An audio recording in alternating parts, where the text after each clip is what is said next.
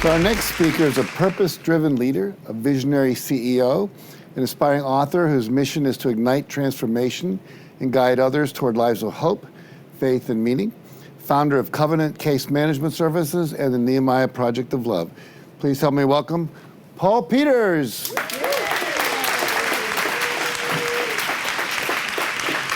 It's amazing to be here today. Thank you, Jack. I want to start off by a quote from the #1 best-selling book ever. It is, "In the beginning, God created the heavens and the earth."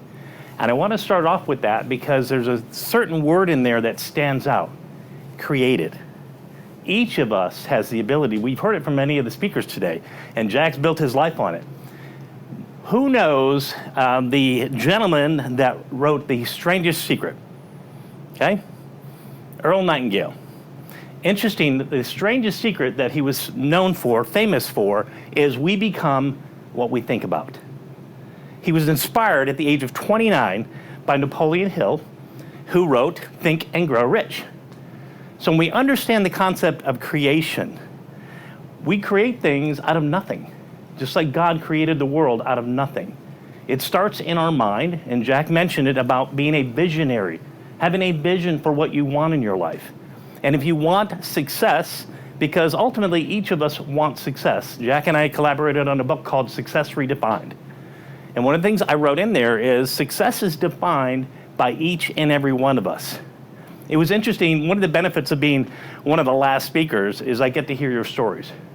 I use a term on my TV show, your story is God's glory. There's a reason each and every one of you experienced and went through the things that you did. I've written, my first book is on discovering and embracing your life purpose. Each of us is created for a purpose. Our life plays out what that purpose will be.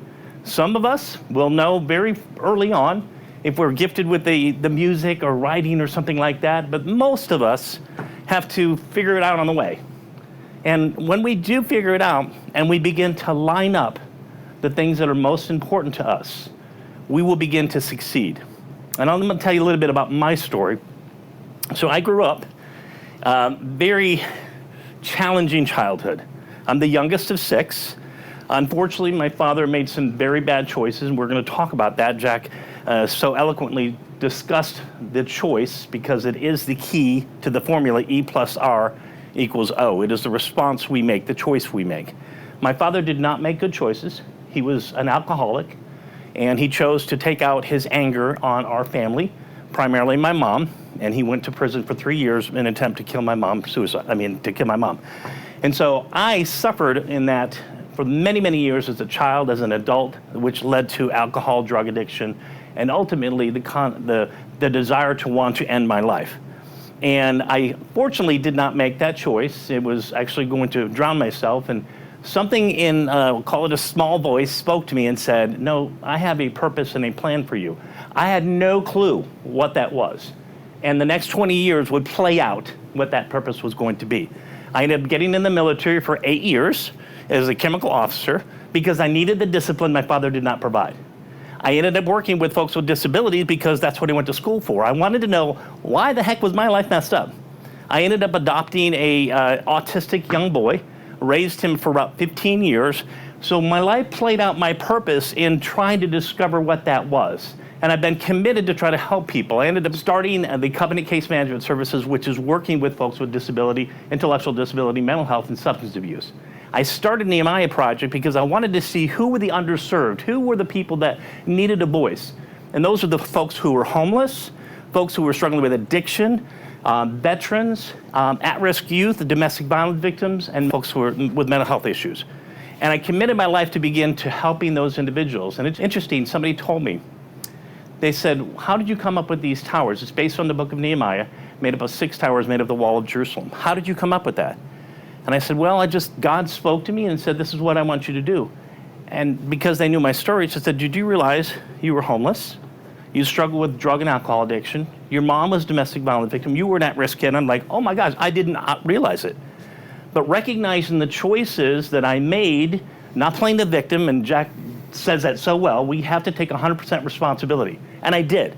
And when I began to do that, I began to give back to the people who needed it most. And I thought it was interesting when you look at Napoleon Hill, who had a choice, if anybody's ever read the story, Andrew Carnegie gave him maybe a minute and a half to make a choice, what he was going to do. And that was to basically interview the most successful people and hear their story and then write that story. And he ultimately did that, and we have Think and Grow Rich. And then that impacted your Earl Nightingales, Jack's mentor, and it all plays out. So success is not necessarily a secret, but it is something you have to pursue, something you have to strive for. And in my chapter that I wrote with Jack, I identified the 4 elements of success. And I was thinking about this morning, it really comes down to the first one, which is a priority. We've got to know what our purpose is.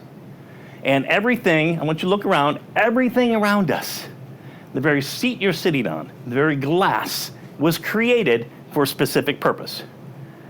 So we have to ask ourselves, what am I created to do? And I tell people, well, tell me your story. In the process of telling the story, I can begin to get out of you your purpose. A lot of people don't know it because they're not actively seeking for it. I tell people, give me one opportunity to help you ask the question, what am I created for? Because if you recognize what you're created for, that's your purpose. And you live out your purpose in service. So you have to understand what your purpose is. And in my book and on my website, there's things that we can learn, various tests that identify what's our strengths, our gifts, our talents, because it's going to be focused on that. The next important element is you have to have a vision. Because if your vision, and we all know what vision, Jack uses this all the time, vision is in our mind, how I began to open it, we were created. God had a vision of what he wanted and it became a reality. We have that same opportunity as creators. We have a vision of what we want based on what we're called to do, and it's always future oriented. So Jack does something very interesting. He calls it the 5-year thing. He says, come as you want to be in 5 years. So you take the vision of what you want to be, what impact you want to make in life, and you begin to affirm, visualize it every day. And the hows begin to show up. The people begin to show up. The money begins to show up. Because the interesting thing is depending on your belief system, if God created you for your purpose, do you not think he would want to align you in what you're called to do? Especially if it's in alignment with service to other people. And so you first start with your purpose and you figure out what that is.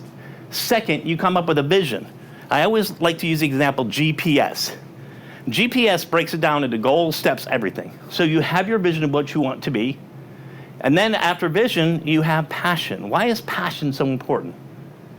It is the fuel you need to be able to get you through the obstacles, through the rejections, through the no's. When you have that passion and you feel like you are called to do something great, the reason why we know about the Martin Luther Kings and the Gandhis is because they didn't give up.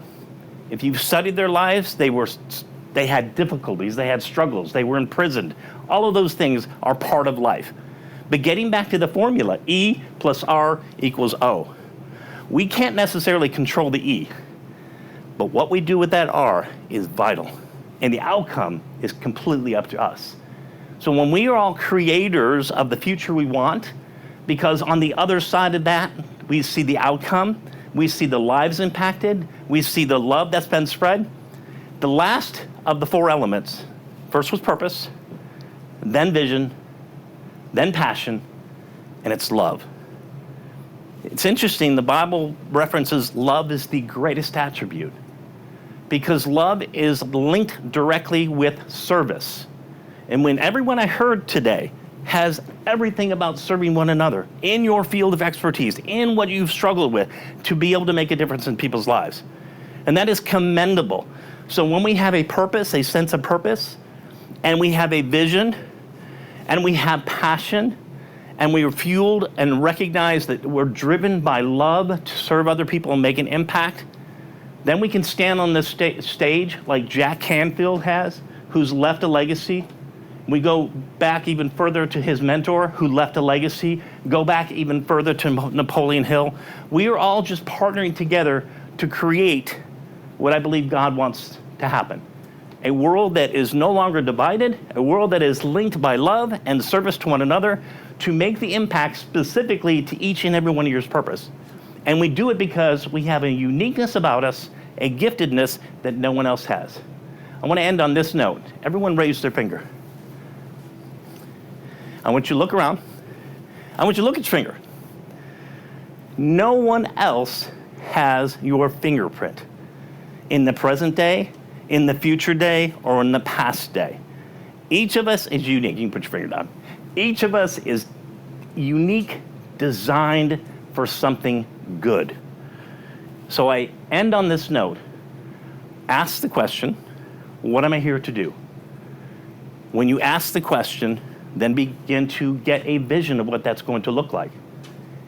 And then fuel it by the drive within you, the passion that each and every one of you has. And everything you do, do with love, do with service. And then you can end that day saying, I did good. I served my fellow man. I made a difference. Thank you so much.